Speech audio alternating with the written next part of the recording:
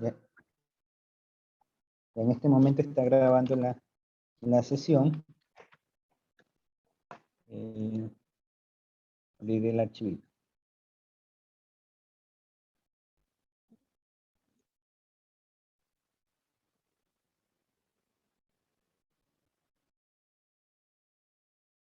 ¿Ya?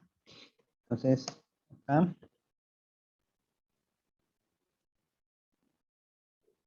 Aquí. Ya, vamos a ver este ejemplo. Es un caso típico de programación lineal en el cual nosotros tenemos nuestra función objetivo. Esta función objetivo, ya conocemos dos variables, tenemos tres restricciones. Ricardo.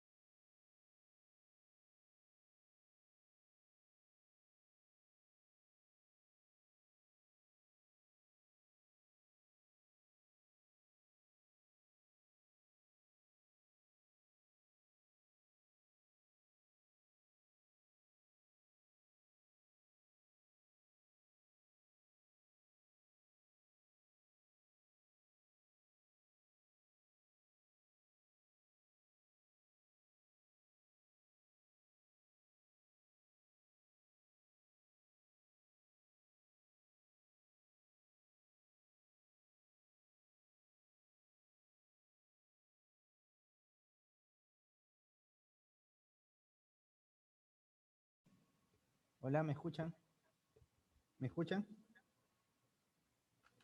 Sí. Ya, bueno.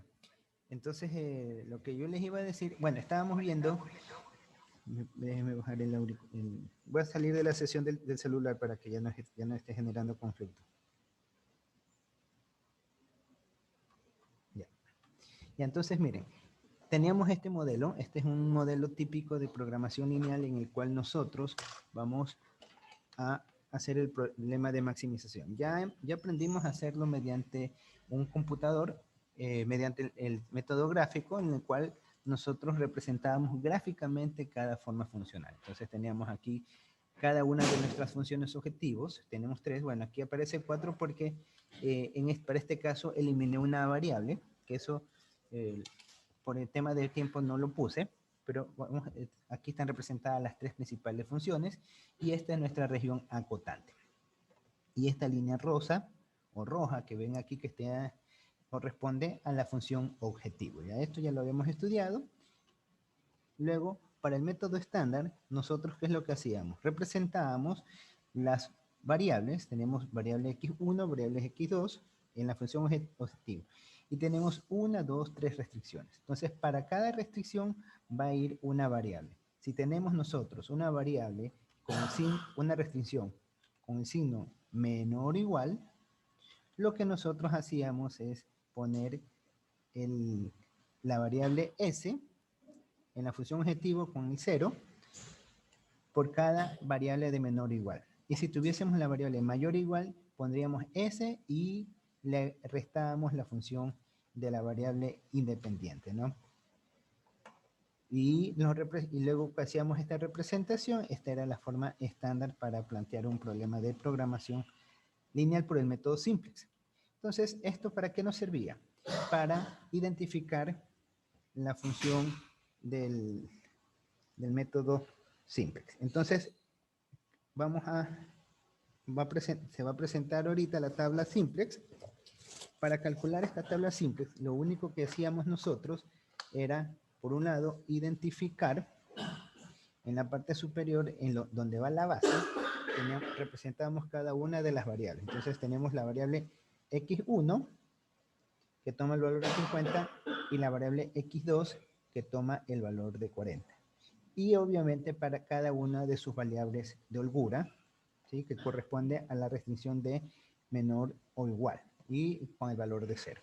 Mientras que en las bases, íbamos a tener para cada base, para cada restricción, se iba a poner una variable s. con el valor de 0, ¿no? Entonces, así es como nosotros iniciábamos el planteamiento de nuestra función de tabla, con nuestra tabla simplex. Anotábamos los coeficientes y para cada uno de los coeficientes, en cada restricción iba a estar reflejada las variables las variables ficticias que se iban creando. En este caso, la variable S1, S2 y S3. Recuerden que en la primera función, en la primera restricción, vamos a tener la variable con 1 y los demás 0. Acá en la segunda restricción, donde hace acotación en la segunda restricción, ponemos 1 y 0. Y así en la tercera. Tercera restricción, 1 y el resto 0. Y ahí vamos agregando cada una de las variables. Entonces, hecho esto, nosotros en el lado derecho de la ecuación, aquí les he puesto unas divisiones. Estas divisiones todavía no le prestamos atención. ¿Sí? Todavía no le vamos a prestar atención. Ya, y ahí tenemos nuestra tabla simple. ¿Cómo calculábamos este ZJ? Fácil, simplemente cogíamos 3 por 0, más 0 por 0, más 8 por 0, más igual 0. Entonces, y así cada uno las multiplicábamos, cada coeficiente por el valor de la variable base. Y teníamos, como en este caso estábamos multiplicando por 0, va a ser todo 0, no hay nada que hacer. Para calcular este elemento, que es el que nos va a indicar el valor que se está maximizando, hacíamos lo mismo, 150 por 0 más 20 por 0 y más 300 por 0. Entonces, obviamente, se está multiplicando todo por 0, nos da exactamente lo mismo que 0. Y aquí hacíamos 50 menos 0, 50, 40 menos 0, 40 y 0 menos 0, 0, para todos los elementos, 0. Entonces, y ahí teníamos armada nuestra tabla simples. Hasta ahí nosotros habíamos aprendido hasta la última sesión. ¿Qué viene lo nuevo? Ya a comenzar a iterar. Entonces, para eso voy a abrir un archivito en Excel, en Word, perdón. ¿Sí? Este lo voy a abrir en Word. Y en Word voy a copiar esta tabla. ¿Sí? Voy a copiar esta tabla. Entonces, aquí copio la tabla. Lo que todavía no sé cómo es hacerla más chiquita la tabla. No sé cómo hacerla más chiquita, pero bueno, ahí está la tabla. Déjame poner... No la voy a... O si no, mejor voy a hacerla en Excel. Sí me logran escuchar, ¿no? Sí. Sí me escuchan claro, ¿no? Es que temprano tuve bastante problema de conexión, entonces por eso estoy verificando de que me escuchen. Ya. Entonces aquí, ahí tengo mi tabla. ¿Ya? Entonces aquí la voy a hacer más pequeña. Ya. Esta es la tabla simple, esta es la tabla inicial. Tabla base. ¿Sí? Esta es la tabla base simplex. Ahora esta tabla base simplex voy a hacer el proceso de iteración. Proceso de iteración, no creo que no pueden ver ustedes. Si lo alcanzan a ver, aquí está. Y estamos haciendo el proceso de iteración. Entonces, lo primero que tenemos que hacer es identificar el renglón pivote, la columna pivote y elemento pivote. ¿Cómo hacemos esto? Para encontrar el renglón pivote, elemento pivote, primero nos vamos a CJ menos ZJ y escogemos y seleccionamos al de mayor, esto lo voy a poner con letras mayúsculas, al de mayor valor. Es lo primero que hacemos. ¿Cuál es el de mayor valor aquí, en esta columna? Pregunto, ¿cuál es el de mayor valor? El 50, que corresponde a la variable X1, ¿no? Entonces el de mayor valor es 50. Este de aquí lo voy a poner que es el de mayor valor. ¿Ya? Este es el de mayor valor. En este caso es 50. Y una vez que tengo identificado eso, lo segundo que hago, aquí voy a poner 1, me voy, todo esto de aquí se va a llamar columna pivote. Ya eso ya lo hemos estudiado en la teoría. Esta es mi columna pivote. Ya tengo identificada mi columna pivote. Ahora en la columna pivote lo siguiente que voy a hacer es dividir. ¿Qué voy a dividir? El coeficiente B sub I lo divido para el coeficiente A y J. ¿Sí? En otras palabras sería 150, aquí voy a poner así, igual 150 dividido para 3. ¿Cuánto me da? 50. Y hago lo mismo para cada uno de estos términos. Si se dan cuenta que este elemento me sale 0, esto no aplica porque nosotros no podemos dividir una cantidad para 0. Eso no existe, ¿sí? Entonces, la variable que nos quedan son la S2 y S3. Quiere decir que nosotros no podemos contar para este artilugio a la variable S2. Entonces, entre la 3 y la 1, ¿cuál es la de, aquí lo voy a poner, seleccionar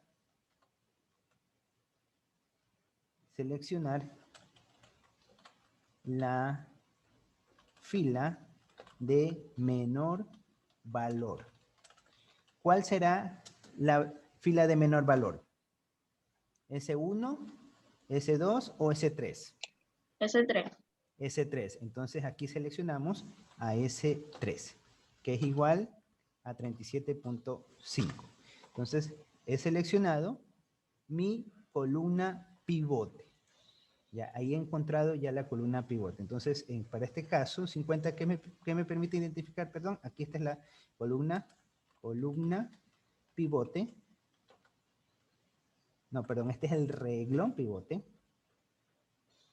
No, sí, perdón, disculpen, columna pivote.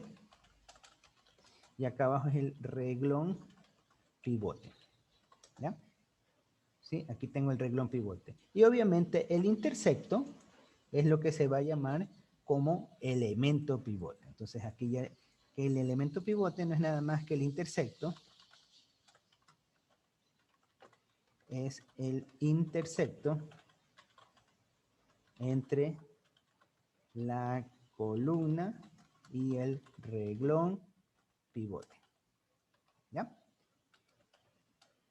Eso es todo. Entonces ahí ya hemos encontrado el elemento pivote. ¿Alguna pregunta hasta allí? ¿No hay preguntas? ¿Preguntas? No hay preguntas. ¿Sí me escuchan? Sí, sí, le escuchamos. Ya. Ya. Vamos, lo siguiente que tenemos que hacer es iterar. ¿Qué significa iterar? Vamos a convertir a la columna pivote, la vamos a convertir en 0, en una columna de ceros, y al elemento pivote lo vamos a convertir en 1. ¿Sí? Esto es lo que vamos a hacer, convertir 308 a 001. El segundo elemento ya no hay que hacerle nada, está el mismo valor. Voy a copiar todo esto de aquí, lo voy a poner acá abajo, para hacer el proceso de iteración. Entonces, ¿qué puedo hacer para que este elemento se me vuelva de 8, se me vuelva a 1? ¿Qué sugieren ustedes hacer? ¿Qué sugieren hacer para que este elemento 8 se vuelva 1? ¿Qué sugieren hacer? A ver, ¿alguna idea? ¿Ah? Se puede dividir para 8. Dividimos para 8, exactamente. Entonces vamos a hacer, entonces aquí dividimos, esto lo dividimos para 8. Lo voy a poner acá, se divide. Se dividimos, pues no quiere escribir. Se divide para 8. Dividido 8 dividido para eso, ¿ya? Lo dividimos para 8.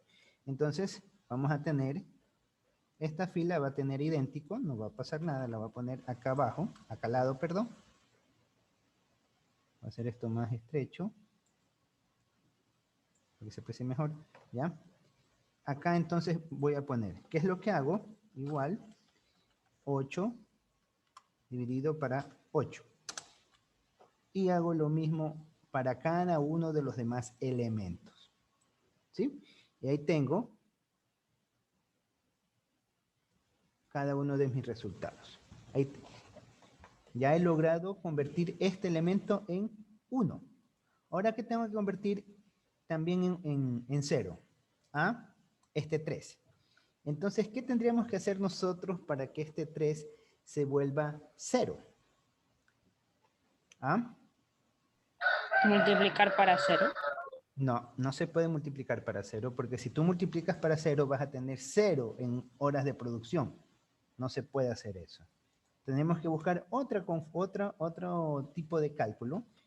¿Qué les parece si nosotros decidimos hacer acá a este 3? Vamos a tomar nuestra columna pivote, nuestra columna que ya hemos optimizado, que es la 1, y a esta la vamos a multiplicar por menos 3, y le sumamos la columna, el valor que diga. Ahí se me vuelve solo, ¿sí o no? Repito, ¿qué estamos haciendo? Estoy tomando la columna que ya optimicé, que es el 1, ¿sí? A esa columna le resto, la multiplico por menos 3 y le sumo la columna original, que es 13. Y hago la misma operación aritmética para todos y cada uno de los demás elementos, ¿sí? Y aquí ya tengo hecha mi primera iteración. Esta es la primera iteración. ¿Sí? ¿Alguna pregunta?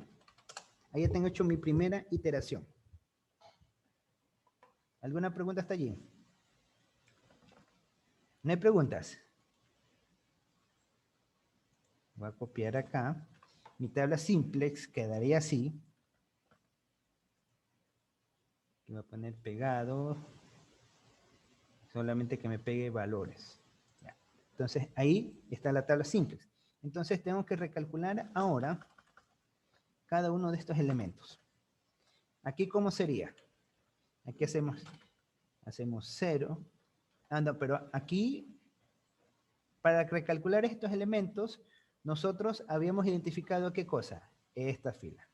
Entonces, esta fila me dice que va a salir la variable x1, lo que ustedes habían visto acá, que la variable, en este caso,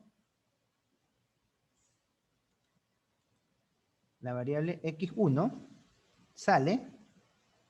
Entonces, aquí quiere decir que va a salir la variable x1 a reemplazar a la variable S3. Quiere decir que aquí nosotros ya no vamos a tener S3, sino que vamos a tener X1. Y aquí, en vez de 0, vamos a tener el valor de 50. ¿Ya? Con esto hacemos el cálculo de ZJ. Entonces, ZJ es 0 por 0. A ver, aquí voy a poner mejor así, S1, S2, X1. Y aquí vamos a poner esto 0, 0 y 50. ¿Ya? Acá es base y acá es ya. Y ahí. Entonces ahí sería así. Este por este más este por este más este por este. ¿Ya? Este por este.